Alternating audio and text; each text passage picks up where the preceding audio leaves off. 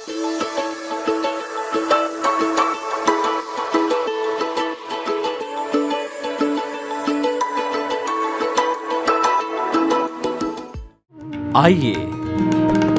सुनिए, देखिए, समझिए सनातन सत्य। जैसी दृष्टि वैसी सृष्टि, दृष्टि विज्ञान। कुदरत, कुदरती रचना एवं कुदरत के कानून से शाश्वत सुख की प्राप्ति। जोधपुर के परम पूज्य महात्मा उपासक प्रोफेसर डॉक्टर सोहन राज तातेड़ के निर्देशन में सनातन सत्य। जैसी दृष्टि वैसी सृष्टि, दृष्टि विज्ञान।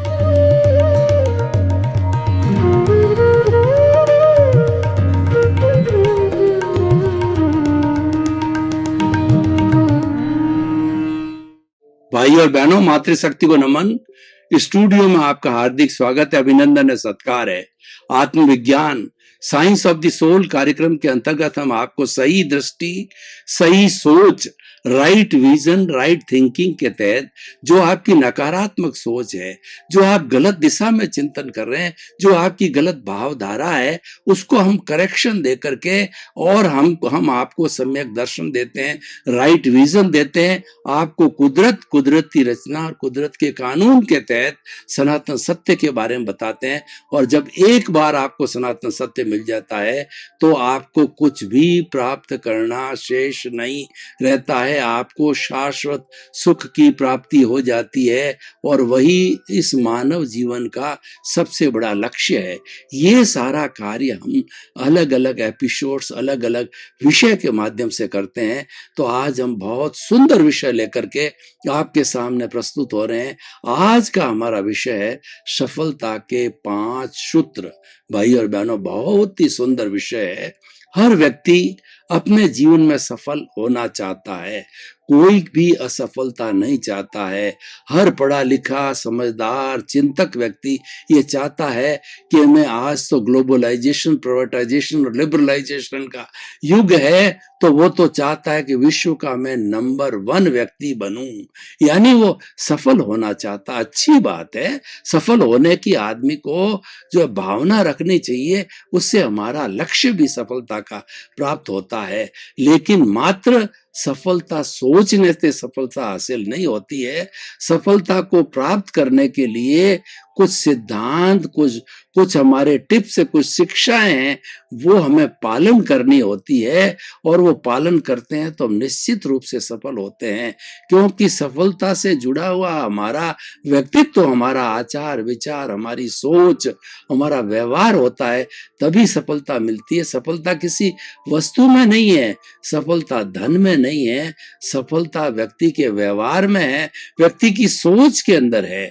तो हमारी सोच कैसे अच्छी बने, हमारे थॉट्स पॉजिटिव कैसे बने, हम दुख में से सुख निकालने की कला कैसे जो है वो कैसे विकसित करें, असफलता में से सफलता कैसे निकालें और कैसे धैर्य रखें, उसके लिए हमने 5 सूत्रों का निर्धारण किया है। वैसे तो सफलता के लिए अनेकों सूत्र हो सकते हैं, लेकिन समय की जो है प्रचुरता जो हमारे पास है, उपलब्धता है, उसके आधार पर हम आज 5 सूत्रों की व्याख्या करेंगे। पहला सूत्र है भावक क्रिया। भावक क्रिया एक साधना है।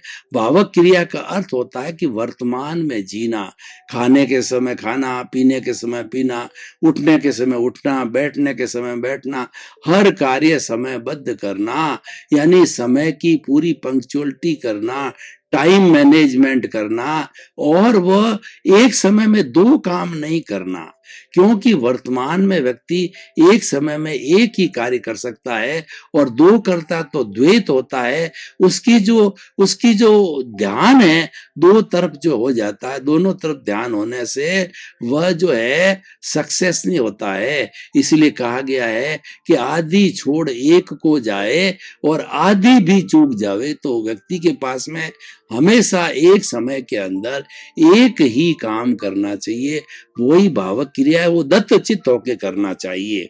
जब आप जो है वह मॉर्निंग वॉक कर रहे हैं, चलते चलते आप 5-10 फुट सामने देख कर चलते हो, इधर उधर बात नहीं करते हो, आपका ध्यान है केवल वॉकिंग में होता है, तो वो गमन योग कहलाता है। वो बहुत बड़ी साधना है। और आप अगर पढ़ते हो और पढ़ने के अंदर दत्त चित्त हो जाते हो, उसके अंदर खो जाते हो, तो स्वाध्याय कहलाता है। और जैसे डॉक्टर है, वह किसी मरीज का ऑपरेशन करता है, उसके अंदर ही खो जाता है, उसका ध्यान इधर उधर नहीं हटता है, तो वो एक साधना है। और वो अगर ऐसा नहीं करता है तो मरीज को मार भी सकता है, एक नली की जगह दूसरी नली जोड़ दे या कोई अलग काट दे, यानी सर्जरी गलत हो जाती। वो ध्यान के द्वारा होती है, एकाग्रता से द्वारा होती है, भाव, उसको हम भावक क्रिया कहते हैं।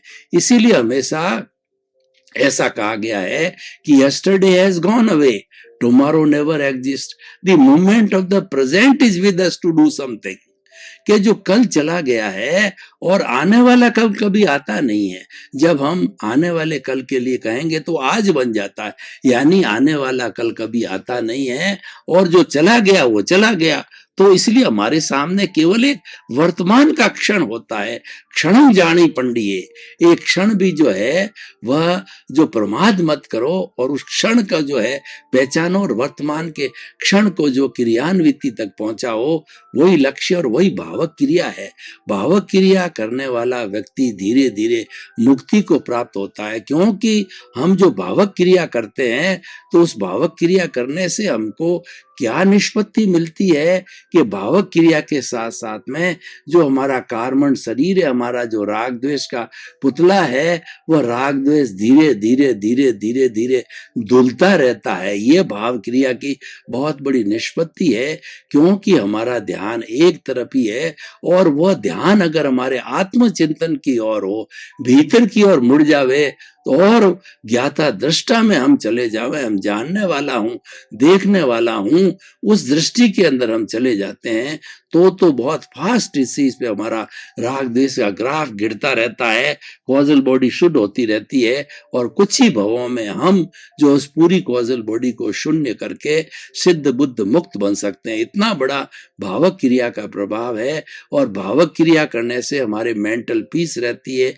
भावक क्रिया करने से हमारे शरीर के जितने भी सिस्टम हैं, जैसे ब्लड सर्कुलेशन का है, और हमारा श्वसन तंत्र है, और हमारा जो है नाड़ी तंत्र है, और हमारा पाचन तंत्र है, जितने भी ये 10 तरह के हमारे सिस्टम, जो उत्सर्जन तंत्र है भीतर है, वो सब भी जो है वो स्वस्थ होते हैं। और भावक क्रिया करने वाला स्व में अवस्थित हो जाता है। स्व का मतलब आत्मा, वो केवल जो है आत्मा के अंदर जाके बस जाता है, और उसी की प्रेजेंस से, उसी की आज्ञा से वो कार्य जो कुछ कर रहा है, उसी के अंदर ही जो है वो मस्त हो जाता है, उसी में ही, उसी के अंदर घुल जाता है, मिल जाता है, और उसी के अंदर ही वो एकदम दद्ध चित्त हो जाता है। वो भावक क्रिया है।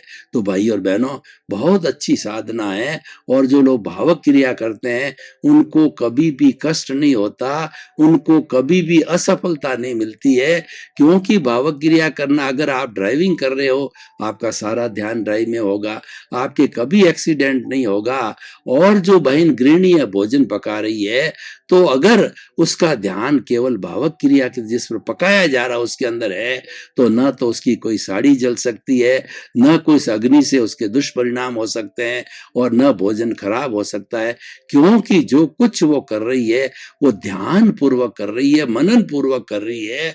उसी का नाम जो है हमारा भावक क्रिया है। भावों की क्रिया करना यानी प्रेजेंट के अंदर निवास करना, ये तो बहुत बड़ा सूत्र है, और ये तो बहुत बड़ी साधना है। ये ऋषि मुनियों की बड़ी साधना है।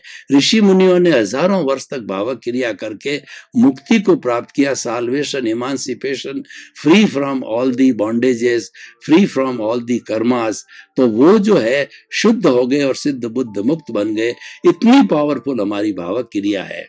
दूसरा सफलता का सूत्र है प्रतिक्रिया विरति। देखिए, आज दुनिया में जितने भी झगड़े हैं, चाहे व्यक्तिगत झगड़े हैं, चाहे पारिवारिक झगड़े हैं, चाहे सामाजिक झगड़े हैं, चाहे राष्ट्रीय झगड़े हैं, चाहे अंतर्राष्ट्रीय झगड़े हैं, वो प्रतिक्रिया से होता है। किसी एक देश ने अनर्गल बात करी तो दूसरे देश के प्रधानमंत्री, राष्ट्रपति ने उस अनर्गल बात के ऊपर 4 बातें और ठोक दी। तो हम जो है इसको खिटपिट बोलते हैं कि आपने कोई एक बात कही, सामने वाले ने 4 जड़ दी, आपने 8 जड़ दी, टिट फॉर टैट हो गया, नेले पे देला हो गया, ईंट का जवाब पत्थर हो गया। ये कोई सॉल्यूशन नहीं है। एक ने अगर एक बात गलत कही है तो आप उसका जवाब ना दो। आप, क्योंकि जो गलत कोई भी बोलने वाला है, गाली देने वाला है, तो निश्चित रूप से वो तनाव में है, निश्चित रूप से वो क्रोध के अंदर है और किसी न किसी पर जो है भाव से जो है वह विभूषित होकर के वैसा कार्य कर रहा है। लेकिन आपने उसकी उपेक्षा की, आपने उसका जवाब नहीं दिया। किसी ने आपको गाली दी और आपने उसको गाली का कोई जवाब नहीं दिया, उपेक्षा कर दिया, आपने संभाव से सहन कर लिया, तो उसकी गाली वापस चली जाएगी, वो आपको कोई इफेक्ट नहीं होगी। और जब कोई आपको इफेक्ट नहीं होगी तो तू मैं नहीं बढ़ेगी। भावक क्रिया का करने करते हैं, तू मैं को साइलेंट करो। और व्यक्ति कोई कह देता है, हमें उसका प्रतिकार करना है, तो 2-5 मिनट के बाद के अंदर जब वो व्यक्ति ठंडा हो जाता है, जब उसका व्यक्ति का अहंकार नीचे बैठ जाता है, जब उस व्यक्ति का क्रोध नीचे बैठ जाता है, जब उसकी व्यक्ति की माया छल कपट नीचे बैठ जाती, उसका लोभ नीचे जो है धरातल पर आ जाता, तब उसको समझाओ कि भैया इस तरीके से करना अच्छा नहीं है, इसमें तुम्हारा नुकसान है, मेरा नुकसान है। और लड़ाई में लड्डू नहीं बढ़ते हैं। हम लड़ाई कर देंगे तो हमारे पुलिस कार्रवाई हो जाएगी, कोर्ट की कार्रवाई हो जाएगी और हमको लंबे समय तक दोनों को परेशान होकर के अपना जो है समय, श्रम और धन तीनों का अपव्यय करना पड़ेगा। मतलब हम 100% नुकसान में रहेंगे। क्यों रहेंगे? कि हमने प्रतिक्रिया विरति की, और जो प्रतिक्रिया की वो जवाब नहीं देता, विरति मतलब उसको रोक देता है, तो सामने वाला बड़ा प्रभावित होता है कि ये संत पुरुष है, ये अच्छा व्यक्ति है, सज्जन व्यक्ति है, कि मैंने इसको इतनी गालियां दी, मैंने इसको बुरा भला कहा, लेकिन इस पर उसका कोई प्रभाव नहीं हुआ। वो आपके चरणों में गिर जाता है, वो आपका दास बन जाता है, वो आपका मित्र बन जाता है और सोचने लगता है कि गलती मेरी है, और आप जवाब देते रहते तो वो आपको दोषित समझता। और ये दोषपना, एक दूसरे को दोषी समझना, ये मल्टीप्लाई होता रहता और काम बिगड़ जाता। तो हमने काम को सुधार दिया। प्रतिक्रिया विरति करो। कहीं पर भी घर में भाई भाई के बीच में, माँ बाप के बीच के अंदर, पति पत्नी के बीच के अंदर, माता जो है बेटे और जो है बेटे और माँ के बीच में होता है, तो बात को बढ़ाओ मत। क्योंकि आपने जो है प्रतिक्रिया कर दी है और उसको रोकोगे नहीं तो ये बढ़ती जाएगी। बढ़ के उसका क्या दुष्परिणाम होता है आप सोच भी नहीं सकते, और सिवाय पश्चाताप के, सिवाय दुख के और सिवाय नुकसान के आपको कुछ भी हाथ नहीं लगता है। इसको हम यूं भी कह सकते हैं, टकराव टालिए। देखिए, तू मैं करने से टकराव होता है, और वो टकराव क्या रूप ले लेता है हम कह नहीं सकते, क्योंकि लड़ाई में लड्डू नहीं बढ़ते हैं। वो लड़ाई किस स्थिति तक पहुंच सकती है हमको पता नहीं है, चाहे 2 लोगों के बीच में है, चाहे समाज के बीच में है, या राष्ट्रीय अंतर्राष्ट्रीय है, वो क्या रूप ले सकती है उसका अंदाजा, उसका एस्टिमेशन करना बहुत मुश्किल होता है। तो उस टकराव को हम टाल देते हैं। जो टकराव टालता है, जे कम्मे सूरा से धम्मे सूरा, वह जो व्यक्ति धर्मवीर होता है वही कर्मवीर होता है। क्षमावीर से भूषणम, वीर कौन है? जो क्षमा कर देता है। हमारे को किसी ने गाली दी, हमारे साथ किसी ने बुरा व्यवहार किया, हमारा किसी ने तिरस्कार किया, और हमने उसको क्षमा कर दिया कि अज्ञानी है, हमने उसको एक्सेप्ट नहीं किया, या हम यूं सोचें कि ये गाली इसीलिए दे रहा है कि पूर्व जन्म में मैंने इसको गाली दी होगी, मेरे में मेरा जो है एक्शन का रिएक्शन है, मेरी जो है वो बिंब का ये प्रतिबिंब है, उसके लिए मैं ही दोषी हूं, इसका कोई दोष नहीं।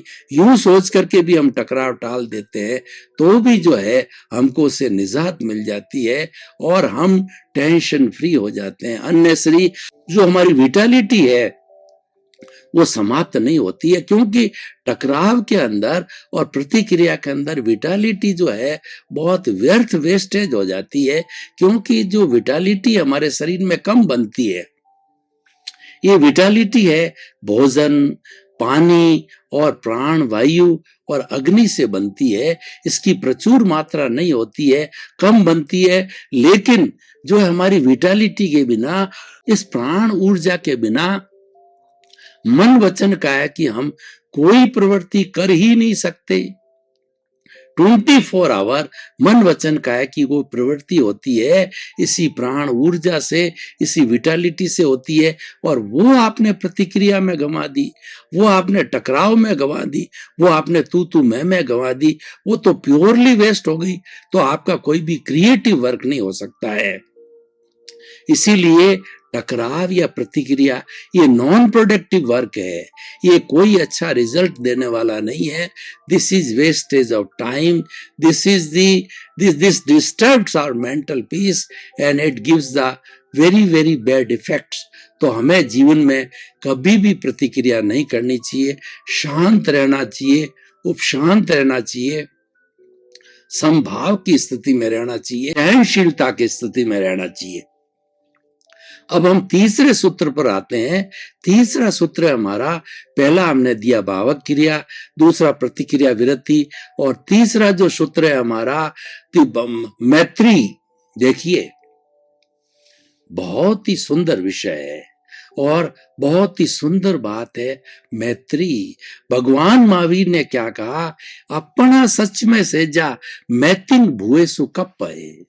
तुम जो है मेरे पीछे पीछे चलने से, मेरे को मानने से, मेरे को जानने से कुछ नहीं होगा।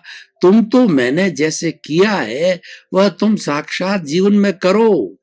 अपने मरे बिना स्वर्ग नहीं मिलता है, मुझे स्वर्ग में जाना है तो मुझे मरना पड़ेगा। तो भगवान महावीर की ये शिक्षा है कि तुम जो है मैंने किया वैसा करो।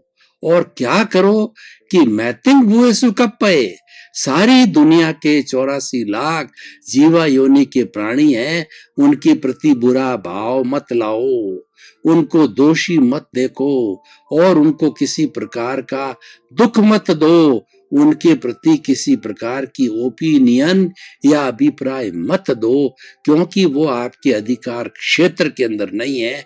आप फालतू कर्ता बनते हो, आपको कर्ता बनने की कोई पावर नहीं है। आपको प्रकृति ने, कुदरत ने केवल जो है निमित्त बनाया है। कर्ता तो व्यवस्थित शक्ति है, हमारी साइंटिफिक सर्कमस्टेंस एविडेंसेज है, कुदरत है, व्यवस्थित शक्ति है, वही करता है। हम कर्ता बनते, हमारा ज्ञान है और इस अज्ञान के कारण ये हम भवांतर में भटकते हैं। इसलिए कर्ता भाव, no ownership, no doership, no blame, no claim. हम डूअर हो ही नहीं सकते, ऑनर हो ही नहीं सकते, हम तो निमित्त मात्र हैं। डूअर तो हमारी व्यवस्थित शक्ति है।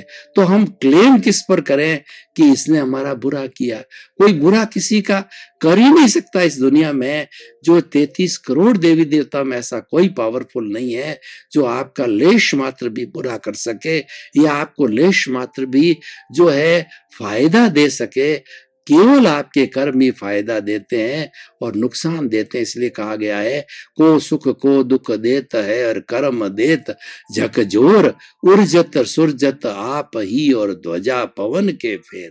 भाई और बहनों, जो मंदिर के, भगवान के मंदिर के ऊपर, बालाजी के मंदिर पे जो ध्वजा होती है उसको पवन ही कभी तो लिपटाती है, कभी सीधा करती है और कोई नहीं करता है। उसी तरह से आपको सुख दुख आपके कर्मों के अतिरिक्त कोई नहीं आता। मात्र कुदरत जो है, कर्म जो उदय में और जो है हम गीता की बात में भाषा में बात करें प्रारब्ध आता है, तो कुदरत की ड्यूटी है कि वो निमित्त जिसके साथ तुमने ये कर्म किया था पिछले जन्म में, उस निमित्त को किसी न किस रूप में, बेटे के रूप में, बाप के रूप में, पत्नी के रूप में, माँ के रूप में, बहन के रूप में, भाई के रूप में लाके खड़ा कर देता है, मित्र के रूप में, और वह आपका बदला उसी रूप में ले लेता है जिस रूप में आपने उसको नुकसान पहुंचाया। तो भाई और बहनों, टकराव टालिए। ये जो हमारा अगला मैत्री है, इस दुनिया में किसी को दुश्मन मत समझो। दुश्मन कोई है ही नहीं है, दुश्मन कोई होता ही नहीं है। इसलिए हमेशा समझो, खामे में सब जीवे सब्बे जीवा खमंतु में, मिट्टी में सब भूएसु वेरंग मज्जन केणई। इस संसार में जितने भी लोग हैं सब मेरे मित्र हैं, कोई दुश्मन नहीं है। उन सब में किसी के साथ में मेरा कोई भी मन से, वचन से, काया से, करने से, करवाने से, अनुमोदने से किसी को दुख पहुंचा है तो मैं शुद्ध अंतःकरण से प्रायश्चित करता हूं। मेरे दुख जो मैंने दुख दिया है उसकी घृणा करता हूं, उसकी ग्लानि करता हूं।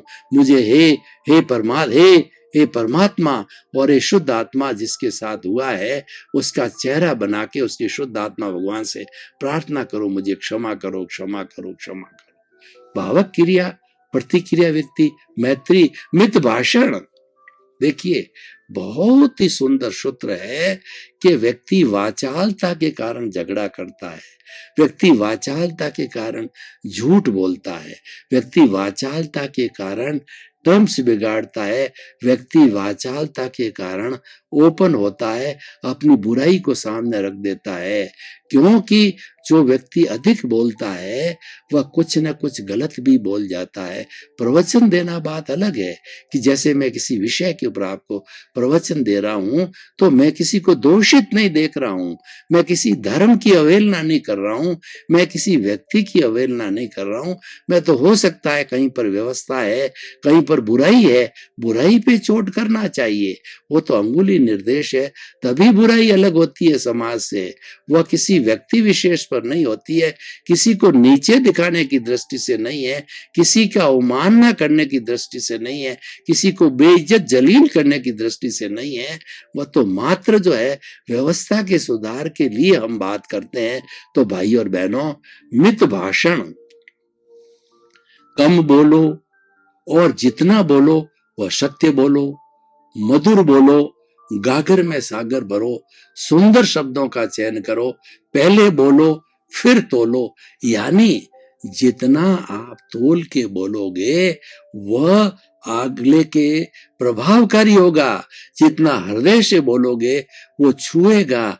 और कोई भी समस्या हो, आपने हृदय से सॉल्यूशन निकाला है, हृदय से कोई आपने प्रेम से बात की है तो निश्चित ही सॉल्यूशन देता है, क्योंकि प्रेम सबसे बड़ा रसायन है। प्रेम के बारे में कबीरदास जी ने बहुत ही सुंदर कहा है कि पोथी पढ़ पढ़ जग मुआ और पंडित भयानक होए, और ढाई आखर प्रेम का और पढ़े सो पंडित होए। बड़े बड़े आगम ग्रंथ पढ़ लिए और विद्वान बन गए, लेकिन विद्वान बनने से क्या होगा? आपने प्रेम के ढाई अक्षर नहीं पढ़े तो आप एक अच्छे विद्वान या अच्छे व्यक्ति नहीं है। तो आप विद्वान बनो, कोई बुराई नहीं है, बनना चाहिए, लेकिन सबसे पहले प्रेम को जो है वो आगे रख के विद्वान बनो। और प्रेम आगे कब रहता है?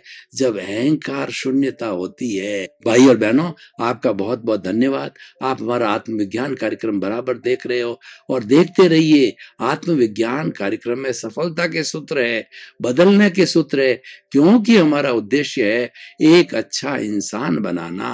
एक अच्छा इंसान बनता है तो उससे एक अच्छा परिवार बनता है, एक अच्छे परिवार से अच्छा समाज बनता है, देश बनता है और साथ में विश्व बनता है, वसुधैव कुटुंबकम बनता है। तो इसी क्रम में आपका जीवन आनंदमय हो, मंगलमय हो। आपके प्रति बहुत बहुत शुभ।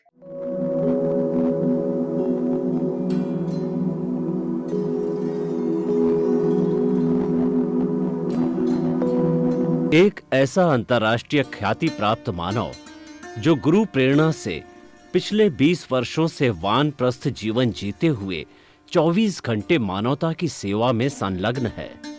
एक ऐसा मानव जो अभी राष्ट्रीय, अंतर्राष्ट्रीय टीवी चैनलों पर 7,500 एपिसोड के माध्यम से सनातन सत्य, आत्मविज्ञान एवं पुनरुत्थान, व्यवहार एवं निश्चय जगत के जीवनोपयोगी विषयों पर हृदय स्पर्शी प्रवचन कर चुका है। उस मानव का नाम है महात्मा उपासक प्रोफेसर डॉक्टर सोहन राज तातेड़। प्रोफेसर तातेड़ द्वारा योग, दर्शन, शिक्षा विषयों पर रचित पीएचडी स्तर के 250 शोध ग्रंथ भारत के 100 प्रतिष्ठित विश्वविद्यालयों में शोधार्थी पढ़ रहे हैं तथा वे सभी शोध ग्रंथ वहां की सेंट्रल लाइब्रेरियों में उपलब्ध हैं। महात्मा सोहन राज ने अभी तक हजारों स्कूलों, कॉलेजों, विश्वविद्यालयों एवं संस्थाओं में सेमिनार, वर्कशॉप, कैंप लगाकर लाखों विद्यार्थियों को योग, दर्शन, शिक्षा का प्रशिक्षण देकर उन्हें सुसंस्कारित किया। डॉक्टर तातेड़ ने भारतीय संस्कृति उत्थान के 4000 से अधिक समसामयिक विषयों पर आर्टिकल लिखकर ऑनलाइन जर्नल, पत्रिकाओं, वेबसाइट्स पर प्रकाशित किया, जिसका उपयोग लाखों पाठक कर रहे हैं। उपासक तातेड़ के 5000 से अधिक आज का सुविचार, आज का शुभ संदेश, आज का मंगल भावना योग आदि चिंतन websites, Twitter, blogger, Facebook, YouTube माध्यमों से लाखों लोग अपना जीवन निर्माण कर रहे हैं। मानवता के मसीहा ऐसे महामानव महात्मा सोहन राज तातेड़ के प्रोफाइल को अभी तक विश्व के 20 लाख दर्शक यूट्यूब पर, 12 लाख गूगल पर एवं लाखों दर्शक फेसबुक, ब्लॉगर, ट्विटर और इंस्टाग्राम पर देख चुके हैं।